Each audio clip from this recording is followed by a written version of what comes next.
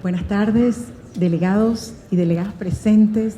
O sea, es un honor para mí el poder compartir con ustedes esta sesión plenaria con distinguidos representantes que van a hablar sobre el rol de la transparencia, la tecnología y la innovación de las pesquerías desde su experiencia en la sociedad civil y la industria, y cómo ellos se encuentran trabajando para mejorar esa transparencia en sus operaciones y en cadenas de valor.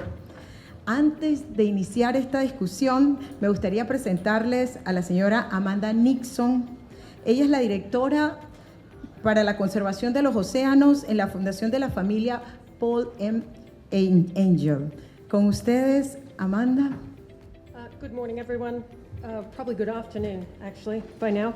I'm not sure whether I consider that no one was interested in our panel, or whether I consider that we got like the creme de la creme who stuck around to listen to us. So thank you for being here. And thank you also to this morning's speakers, which you can pass on to them, for setting out their commitments so clearly. What we heard is that there is, in fact, a policy framework in place to tackle IUU fishing. And we've also had a number of commitments to develop political will and action. The name of this panel is a call for ambition. So when I asked about what the idea behind this kind of initial opening set of comments was to sort of set the tone. So in thinking about that, I offer you a couple of points, and I would like to not take too long and pass on to the experts here. First is that if you look up the definition of ambition in the dictionary, you will not find the word incremental.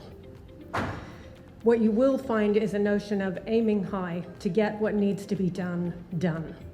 And so I hope that as we continue through the discussions today, that we do not fall into the trap of thinking about what can't be done, but rather of actually moving forward with the notion that with the development of information and analysis of fishing activity comes the opportunity to deliver major solutions and ambitious solutions.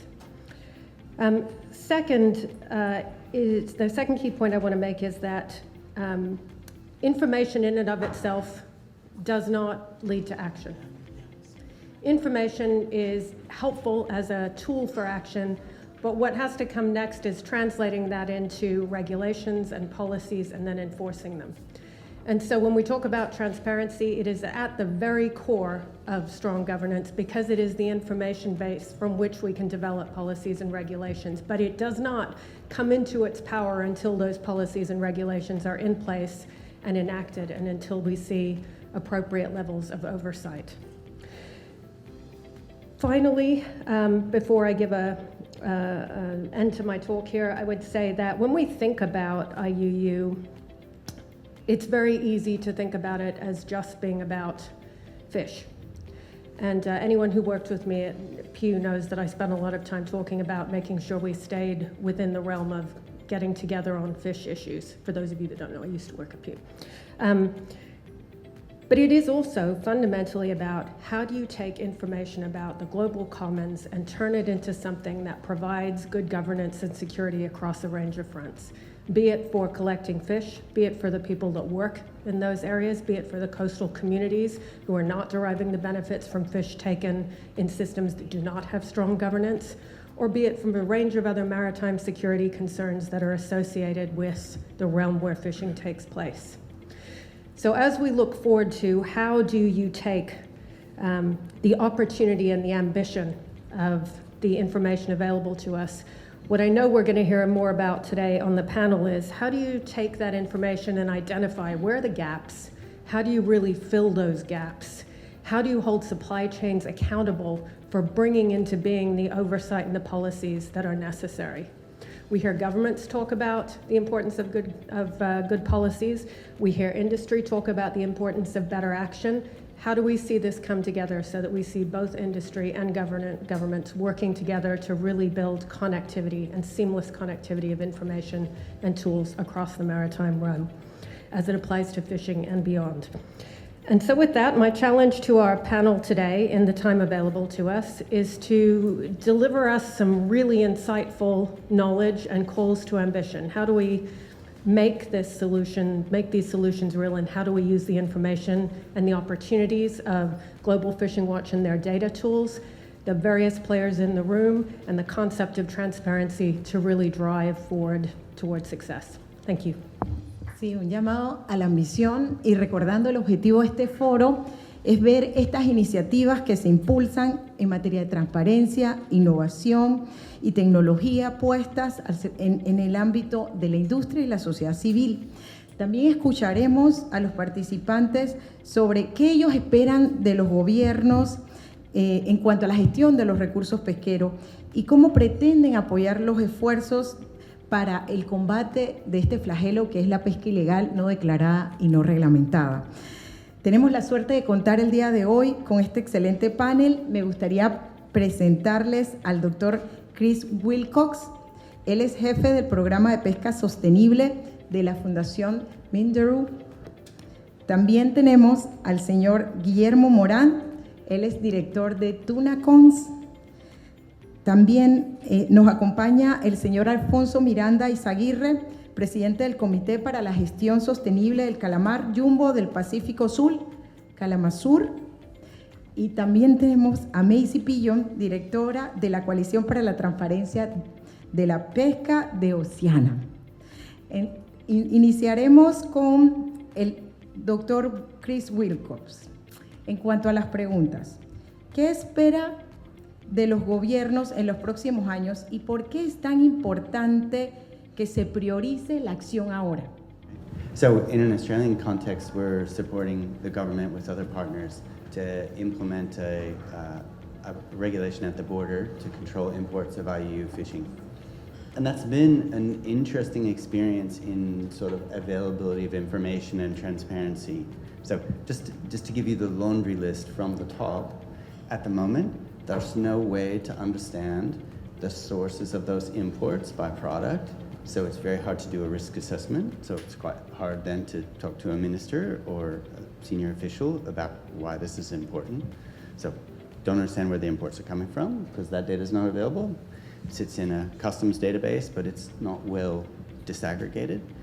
If you go all the way through to then how the different government bodies exchange information with each other. So our equivalent of customs needs to talk to our equivalent of the fisheries agency.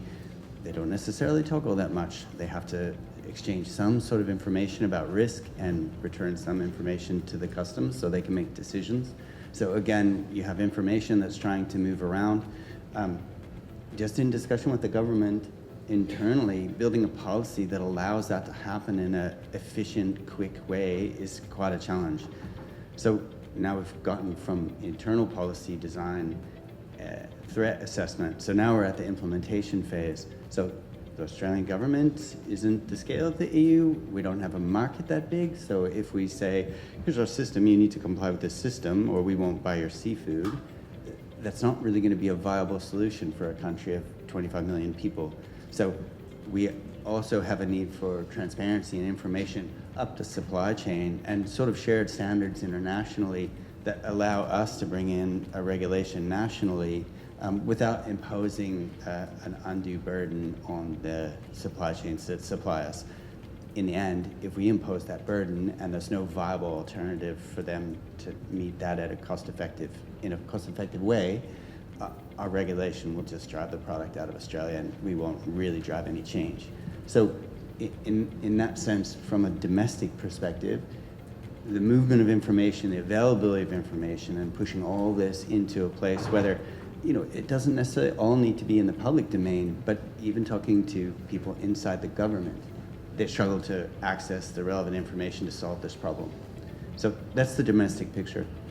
The international picture that at least motivates us at the moment is thinking around the questions of flags, vessel licensing, joint ventures. So again, you run into problems around transparency. It's hard for countries to discover who owns the vessels they're licensing. Now, does that information need to be in the public domain? Maybe yes, maybe no, depends on your theory about how things change. But at a minimum, it needs to be accessible to all the players that are making those authorizations. And so we're getting ready to launch a campaign to put some resources into that space to try to drive change in that space. So we'll have a side event in the day after tomorrow to talk about that.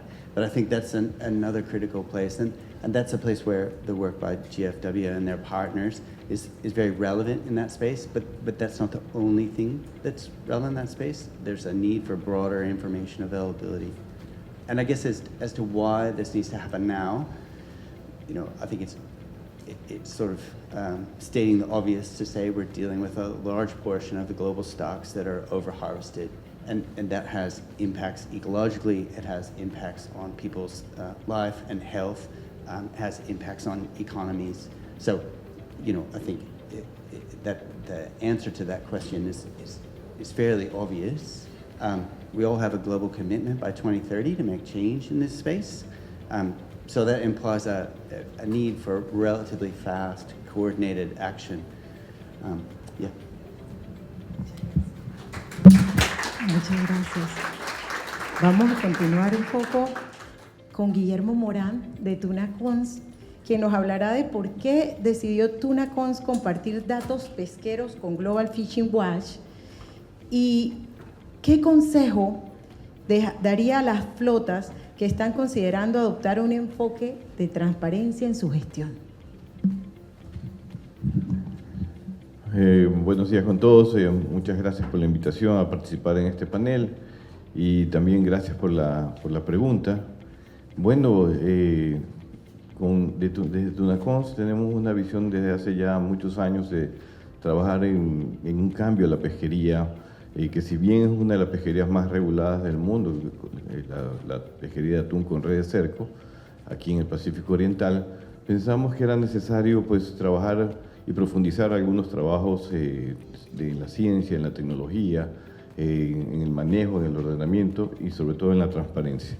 Todo lo que se genera justamente a través de la ciencia y la tecnología, de las decisiones que se toman a nivel regional, la información científica que se recoge de datos de observadores a bordo, que se transforman en evaluaciones de población, no solo de los atunes, sino también de las especies que son vulnerables, pues era necesario también trabajar en una línea de comunicación y transparencia. Sabemos que el mundo entero, las ciudadanas y los ciudadanos del mundo, están a la expectativa de que la pesca se maneje de forma responsable, que sea sostenible, que alimente sí a una gran parte de la humanidad, pero desde la perspectiva de cumplir con objetivos de desarrollo sostenible, con estándares científicos, y por eso TunaCons también trabaja con un objetivo importante que es lograr la certificación del Marine Stewardship Council. Pero aparte de todo esto, pues nos parece muy importante que toda la experiencia que tenemos en TunaCons en los últimos 6 años como organización, de estas 8 empresas hoy en día, al principio éramos 3, pasamos a 8, ahora somos 60 barcos, cada vez hay más trabajo. Justamente pensamos que uno de los temas claves era justamente hacer alianzas con organizaciones que nos brinden tecnología para mejorar la información o para poder aplicar adecuadamente la información que ya recogemos en TunaCons, a través de nuestro propio programa de observadores en barcos pequeños, con observadores de la Comisión del Atún, con datos muy importantes, que van a servir sin duda alguna a mejorar el manejo de la información, ya con datos concretos y con una tecnología como la que tiene Global Fishing Watch. Pensamos que esta alianza es importante. Nosotros siempre buscamos no hacer solos el trabajo, sino tener esta cooperación con organizaciones especializadas, y tenemos muchas expectativas con esta alianza. Pensamos que a futuro, mediano y largo plazo, en base a la información de Global Fishing Watch y en base a la información de TunaCons, vamos a generar mejores medidas de conservación, mejores protecciones a las especies vulnerables, mejores manejos de las áreas de pesca. Todos sabemos que hay un gran desafío cuando hablamos de especies altamente migratorias como los atunes, o especies migratorias vulnerables como son también las tortugas, los tiburones, las mantarrayas, que no tienen fronteras y que tenemos que medirlas en contexto de todo un océano que tiene unas variables inmensas de hábitat, que son complejas de medir y poder adoptarlas para poder aplicarlas a medidas mucho más eficientes de las que hoy en día tenemos. En esta alianza también pues Tunacons, la idea es colaborar en los sistemas de monitoreo para nosotros recomendarle a nuestra flota evitar áreas que son áreas marinas protegidas, pero la gran expectativa, como les digo, es generar en conjunto una información, un trabajo científico-tecnológico que a futuro pueda servir para asesorar mejor al gobierno, a la Comisión del Atún, a través de todos estos datos que ya recogemos desde hace varios años. Nosotros pensamos que esta alianza con Global Fishing Watch va a generar unos resultados muy interesantes y que esperamos pues, que sean ejemplos para otras flotas, porque consideramos que en el caso del monitoreo electrónico, el monitoreo a bordo, el futuro es que todas las flotas pues, tengan no solo observadores humanos, sino observadores electrónicos, generar mejor información para que podamos garantizar a toda la humanidad que estamos trabajando con pesquerías que se manejan con ciencia, con tecnología, que alimentan, pero que están evitando la sobrepesca, el daño a especies vulnerables. En nuestra opinión, esto debe ocurrir en todas las flotas y esperamos que el ejemplo de Tunacons con Global Fishing Watch pues sirva para otras pesquerías. Gracias. Muchas gracias. Ahora continuamos con Alfonso Miranda Eizaguirre. Queremos conocer un poco cómo se formó Calamazur y cómo esa transparencia y ese intercambio de información puede apoyar esos esfuerzos regionales, así como lo hizo Calamazur. Muchas gracias. Muchas gracias. En primer lugar, un cordial saludo a quienes nos acompañan esta mañana y mi agradecimiento por permitirme estar con ustedes. Bien, Calamazur es una organización que reúne a pescadores artesanales, procesadores y gente de la academia de Chile, Perú, Ecuador y México. Y surgimos el año 2018 cuando nos dimos cuenta que este recurso, el calamar, que dicho sea de paso el cefalópodo de mayores desembarques del mundo y que se pesca en el Pacífico Sur fundamentalmente, tenía una serie de incógnitas en cuanto a su biología y una amenaza permanente de flotas de aguas distantes que pescaban en esta región sin ningún control y sin ninguna regulación. Fue así que por primera vez en el año 2018 Calamazur, como observador del Expresmo, lleva estas inquietudes a esta organización y comenzamos a plantear la necesidad de hacer un estudio de la biología y de la población del calamar y una serie de regulaciones de ordenamiento que hasta ese momento no existían para el cefalópodo más importante del mundo.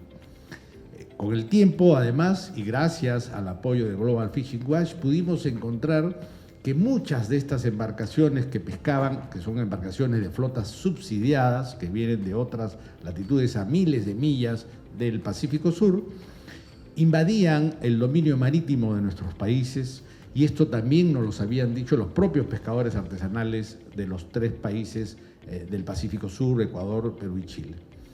Entonces generamos también, en el caso del Perú, que es el país que desembarca más del 45% del calamar gigante en el Pacífico Sur, generamos una norma importante para que aquellos barcos de estas flotas que ingresaban a puertos y que hacían logística para, en algunos casos, pescar dentro del dominio marítimo de manera ilegal y hacernos la competencia desleal en los mercados, dijimos, a estos barcos hay que ponerles un control adicional, que es que tengan el BMS del Ministerio de la Producción del Perú y de la Marina de Guerra del Perú.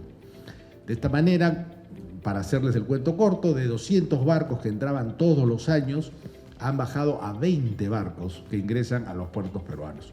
Y esto, si bien es una buena noticia, no significa un deseo o un certificado de buena conducta. Al contrario, significa que no quieren ser transparentes y no quieren mostrar lo que están haciendo a la vista de todo el mundo. Es muy importante la transparencia, es muy importante la cooperación entre nuestros países, entre el sector productivo, entre los pescadores artesanales, la industria, los exportadores, la academia, olvidándonos de las diferencias que podemos tener y que de hecho van a subsistir, pero hay puntos en común: la defensa de nuestros recursos, la sostenibilidad de nuestras pesquerías, y esto tenemos que llevarlo a las organizaciones como la Expresmo y a otras organizaciones podemos compartir este importante ejemplo de Kalamazoo, que creo que podría ser muy útil para la protección de sus recursos. Gracias. Muchas gracias. Ahora, para el tema de la sociedad civil, Macy Pillon de Global Fisheries Transparency Coalition, a principios de este año, ustedes lanzaron esta iniciativa. ¿Qué es y cómo la implementación de los principios del Charter pueden ayudar a los gobiernos con limitados recursos a gestionar mejor esa pesca?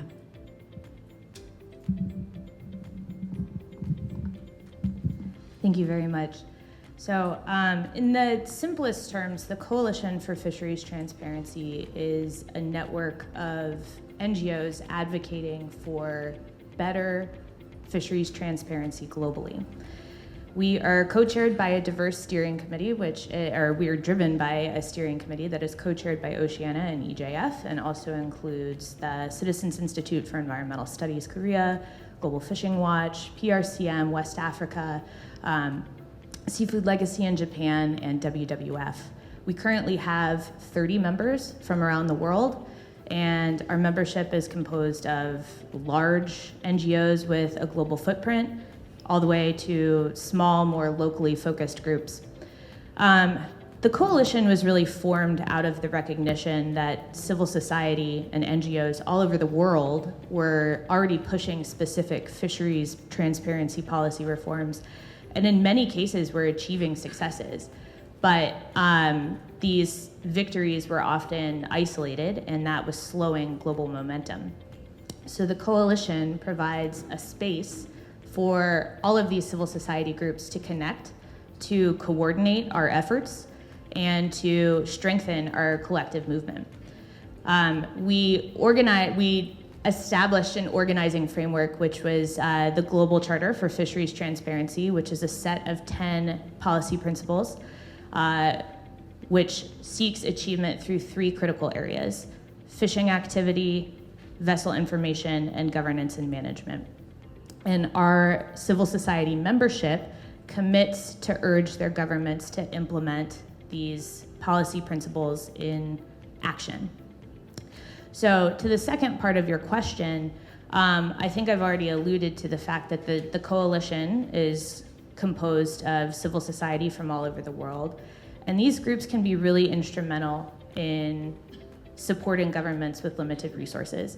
The first way we've talked about a lot this morning, which is providing information. They are reliable sources of information, both to the governments and to the public.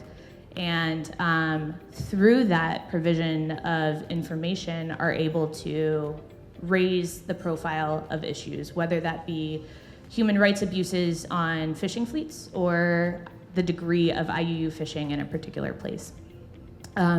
Also, NGOs and civil society have technical expertise that can assist governments in developing policy responses to address those challenges that they've identified.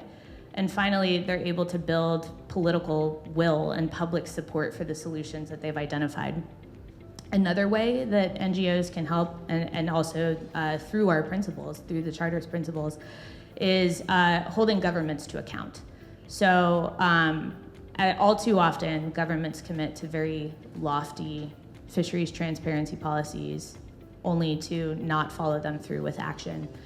And NGOs are in a position that allows them to closely and objectively monitor the progress against stated goals. They can identify inefficiencies, maximize impact, and ensure accountability. And the final point I'll make is civil society is really critical in connecting or ensuring inclusive dialogue at all levels of the decision-making process.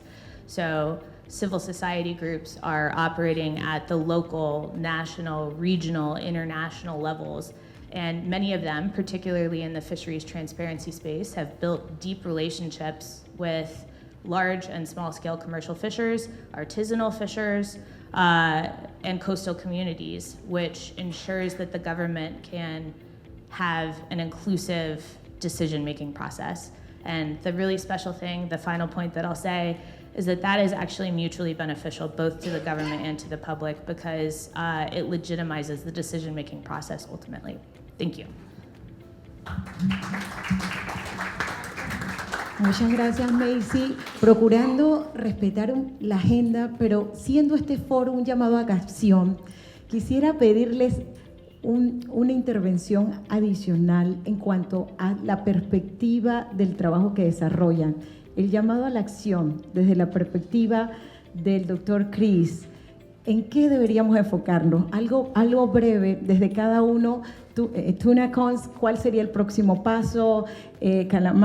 Acá su organización, ¿cuál es el llamado de acción? Y bueno, Macy sí terminó un poco haciendo ese llamado, pero si hubiese algo que pudiésemos complementar para cierre de este panel que nos hace ese llamado. So, I think from my perspective, from the Foundation's perspective, one thing we'd like to see is a real shift in the ability to discover the information that we were talking about. So, who owns vessels, who owns licenses. In some cases, they're in other sectors, they make even payments for access and things like that publicly available. Those things are good mechanisms for reducing corruption, which is tightly tied to quality regulation and really underpin our ability to hold people accountable in an illegal fishing context, but also more broadly. So I think that the main thrust for us is the availability of that information about who's actually benefiting from fishing, be it vessel ownership or license ownership in this sort of broader context.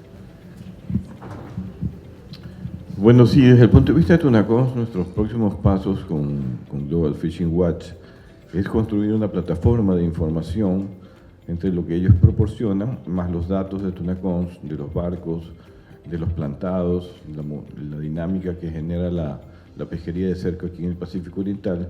Y esperamos en un par de años tener algo que presentar, justamente transparentar toda esa información de la dinámica de la flota versus las capturas de atunes, las capturas de pesca de especies incidentales, especies vulnerables, que puedan ser publicadas lo más rápido posible para que puedan ser accesibles a todos que quieran verificar cómo está trabajando una flota que está dedicada justamente a cumplir estándares de sostenibilidad.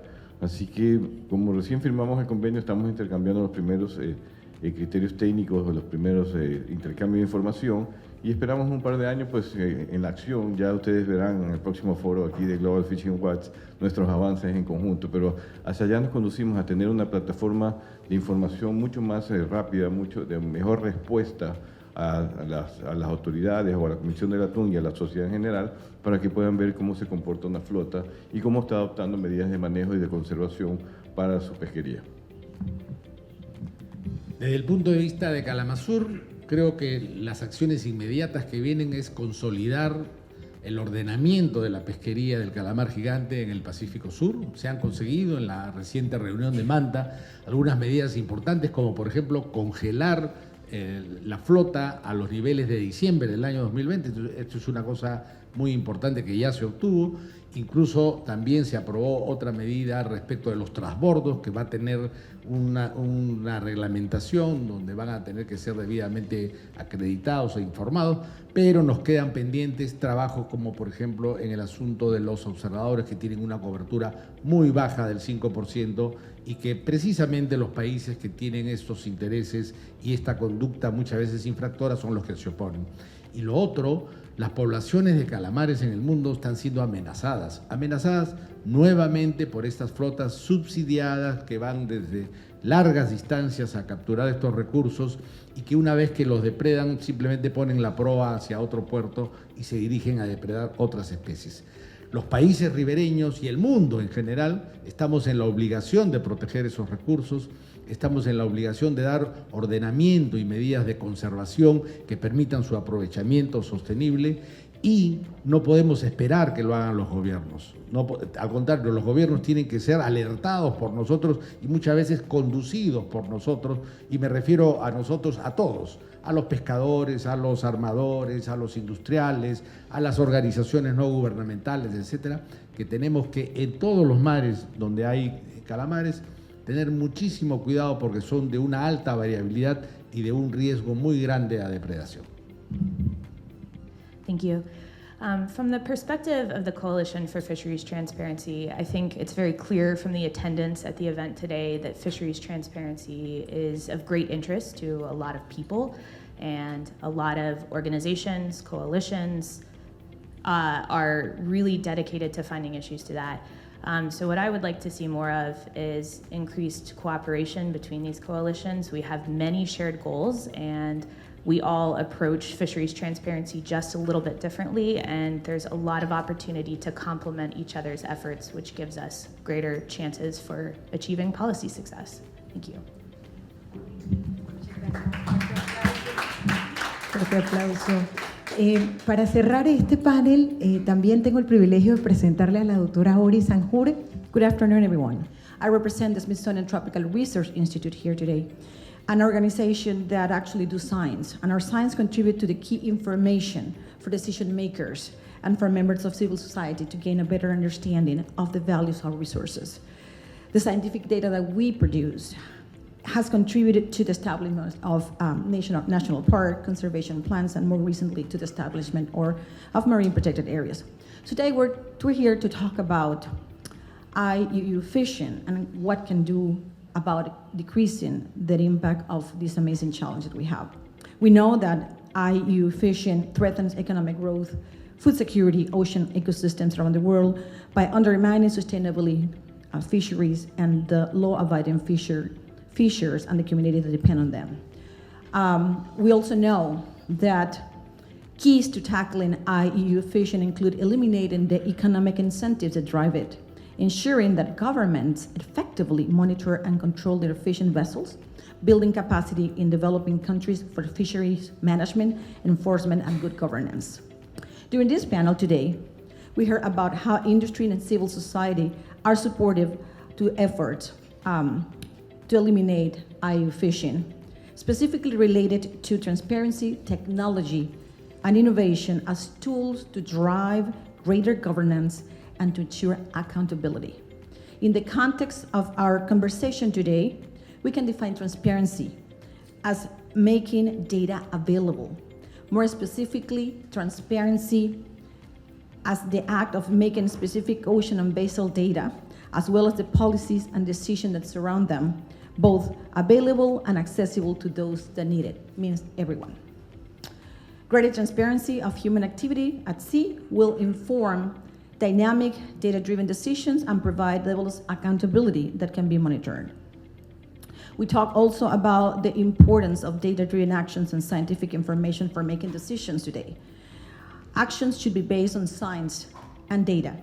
It should include socioeconomics, physical, environmental, and biological information.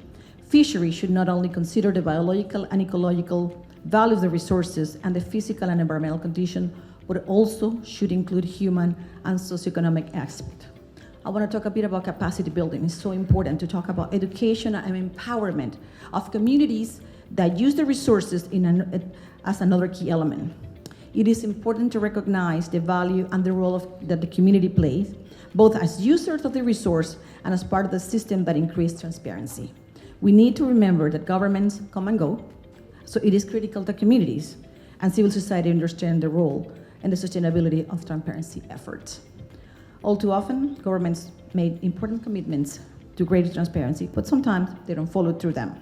It is critical, and we talk about that government commitments and political will that we hear at events as the one we're here today in our ocean conference must be followed by political effort and actions. For those of you who haven't had the opportunity to visit the Global Fish and Watch map, it's on their website. I had the opportunity to play with the tool these past days. It actually provides information about apparent fishing effort, detections, vessels, events, environment references, layers such as exclusive economic MPAs and others. So I actually invite you all to take a moment to visit their website because I think it's an amazing tool, one that everybody's looking to continue to support as we move forward. So take-home messages for today briefly. Industry and civil society are supportive and integral part of the transparency effort. Data is improved by transparency and by sharing information. Actions should be based on science and data. It should include socioeconomic, physical, environmental, biological information. We need political will to follow political efforts and actions. Ladies and gentlemen, this is our call for ambition. Resources do not know about boundaries, borders, protected areas, frontiers. Species do not carry passports as they do not recognize political borders. It is our responsibility, government, industry, civil society, community, to work together and provide and share reliable data that can ensure the transparency we need to make better decisions and to have a sustainable world. Thank you so much for your participation today and continue to enjoy the rest of the conference. And welcome to Panama.